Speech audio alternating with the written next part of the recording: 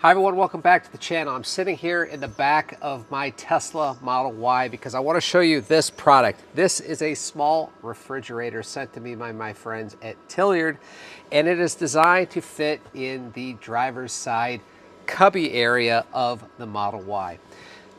It's a really interesting product and I'd like to show it to you. First off is, I want to show you just how much this thing holds. Just get it right out of the way. Now, this particular fridge takes advantage of the entire space of the Model Y, and it actually holds quite a bit. And you can see here,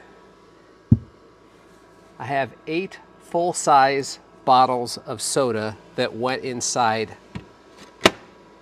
this fridge. Now, before we get into how to install this particular unit, which frankly is pretty straightforward and pretty easy, let's walk you through some of the basics. As I said before, it goes inside the driver's side cubby that is located in the back section of the Model Y. And it's got this fold down door.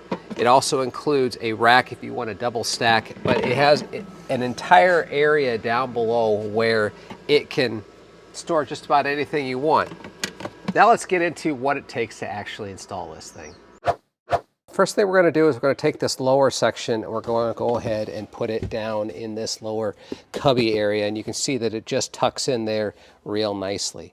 The next thing that we need to do is to secure the main refrigerator unit, and we'll go ahead and just kind of get this in place. Then we're going to go ahead and plug it in, and you'll see it should power up. And from there, we're just going to kind of slide this in until it lines up with the lower section. Now we need to secure this to the base with just a couple of the provided screws.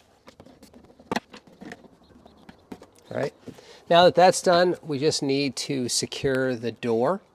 And to do that, there are 4 screws. We'll just set this in place and use the 4 provided screws. Last but not least, we will install the optional grate here. It comes in and out, and then close the door and you are good to go. So what do I think of this product? Well, I think it's got a number of good things and some things that I would like to see improved. Let me start with the obvious, which is a drawback, which is it's in the back of your car.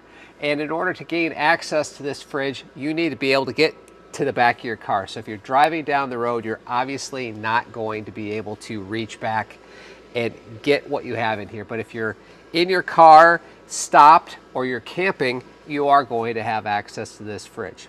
The thing that I've been talking about this entire video that I like is that this thing is large. For its size and its space, and these side cubbies I really don't use for much of anything, it is a great way to store whatever you need to keep cold, and it actually holds quite a bit, as I showed you at the beginning of this video. Now, I also found that it is actually really good if you're just running to the grocery store, because when I pull out of my drive, it's off, it turns on, and when I get to the store, it's running, and when I'm in the store, Sentry Mode is running, and by the time I get out of the store, anything that I want to keep cold, and it holds a fair amount, the fridge will automatically be at temperature. It only takes about 10 to 15 minutes for the fridge to get down to temperature. Now, this isn't a pro or a con, it's just a comment, and it has to do with the noise, and you actually might be able to hear it as I'm talking. This does produce a little bit of noise when it's trying to get down to temperature. And I will tell you that when you're driving in the car and you don't have any music playing, you can hear this run. However, once you turn the radio on, it's completely gone. Now, there are a couple of things that I would like to see improved in this product, and it has to do with the first one, which is the fit. It's designed to mount flush into this cubby, and as you can see, it doesn't really mount completely flush, and I think a little bit of extra time and care could be done to make this truly a flush mount product, but for me, that's not a deal breaker. The other thing that I have a bit of a complaint about is the door.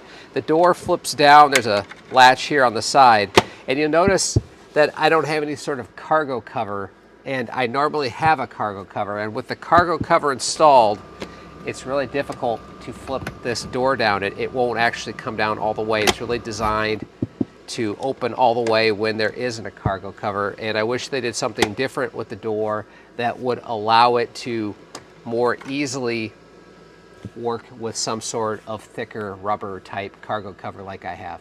Overall, what are my final thoughts on this particular fridge? My overall impression is that I'm actually impressed. For its size and being tucked up into the side of the car, it actually holds quite a bit of stuff, and enough stuff to actually really make it useful. And the drawbacks aren't enough drawbacks to say that this isn't a value product. I've been using this product for actually over a month now, and I can say that it actually carries a lot of utility for my car. And even as a daily driver, taking it back and forth to the store and having a place to store your ice cream or store something that needs to be kept cold before you get actually home is something really nice to have in this daily driver. Is this mini fridge from Tlyard right for you? Well, I'll let you make that choice. But if you do think it's right for you, I have a link in the description below. Make sure you use the checkout code IOWATESLA to save you some dollars on your order. Hope you enjoyed this video. If you did, I'd appreciate you hitting the like button. And if you're new to the channel, subscriptions are always welcome. Thanks so much for watching. We'll catch you on the next one.